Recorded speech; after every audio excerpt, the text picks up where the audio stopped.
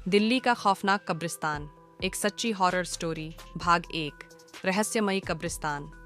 दिल्ली एक ऐतिहासिक शहर जहां कई किले, महल और मकबरे हैं, लेकिन इन प्राचीन इमारतों के साथ कुछ ऐसे स्थान भी हैं जो रहस्य और खौफ से भरे हुए हैं। ऐसा ही एक कब्रिस्तान है जो पुरानी दिल्ली के बाहरी इलाके में स्थित है। स्थानीय लोग इसे भूतिया कब्रिस्तान कहते हैं। कहा जाता है कि यह कब्रिस्तान सैकड़ों साल पुराना है और यहाँ कई अजीब घटनाएं घट चुकी हैं। रात के समय यहाँ से चीखने चिल्लाने की आवाजें आती हैं। कुछ लोगों ने यहाँ सफेद साया घूमते हुए देखा है। भाग 2।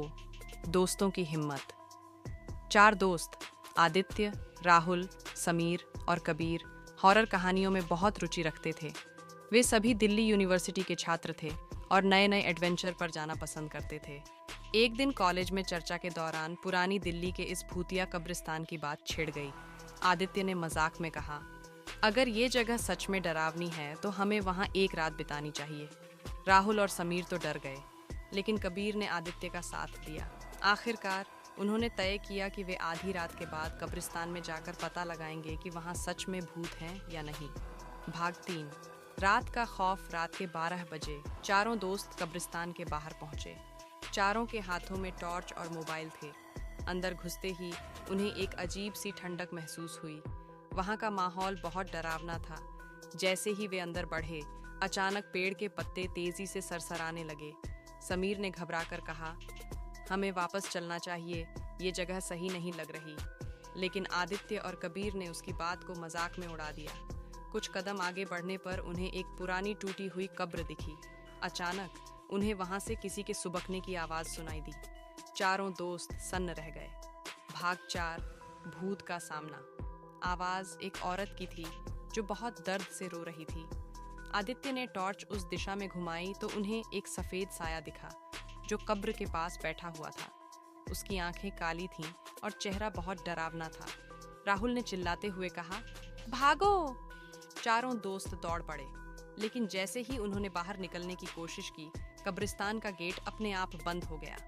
अब वे चारों अंदर फंस चुके थे। अचानक सफेद साया हवा में उठने लगा और बहुत ही भयानक आवाज में हंसने लगा। तुम लोग यहाँ क्यों आए हो? एक गूंजती हुई आवाज आई। भाग 5। मौत का खतरा। समीर घबराकर रोने लगा। आदित्य ने हिम्मत दिखाते हुए पूछा, तुम कौन हो? वो आत्मा चिल्लाई, यह मेरी जगह है। जिसने भी यहाँ आने की कोशिश की वो जिंदा नहीं बचा। अब चारों दोस्तों के शरीर ठंडे पड़ चुके थे।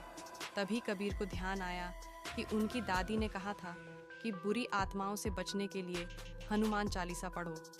कबीर ने कांपते हुए हनुमान चालीसा पढ़ना शुरू कर दिया। धीरे धीरे आत्मा की चीखें तेज होती गईं और अचानक एक जोरदार गूंज के साथ वह गायब हो गई। जैसे ही आत्मा गायब हुई, कब्रिस्तान का गेट खुल गया। चारों दोस्त वहां से बिना रुके भाग निकले और फिर कभी उस जगह का नाम तक नहीं लिया। भाग 6। सच्चाई क्या थी? अगले दिन उन्होंने उस कब्रिस्तान के बारे में एक बुजुर्ग से पूछा। उन्होंने बताया कि वहां एक महिला की हत्या कर दी गई थी और उसकी आत्मा अब भी वहां भटकती है। जो भी वहां रात में जाता है वो कभी वापस नहीं आता। लेकिन किस्मत से चारों दोस्त बच गए थे। पर उन्होंने कसम खाई कि अब कभी किसी भूतिया जगह पर जाने की गलती नहीं करेंगे। क्या आपको भी ऐसी कोई डरावनी जगह के बारे में पता है? यह कहानी पूरी तरह काल्पनिक है, लेकिन दिल्ली में कई जगहें ऐसी हैं जिनसे जुड़ी डरावनी कहानियां मशहूर हैं।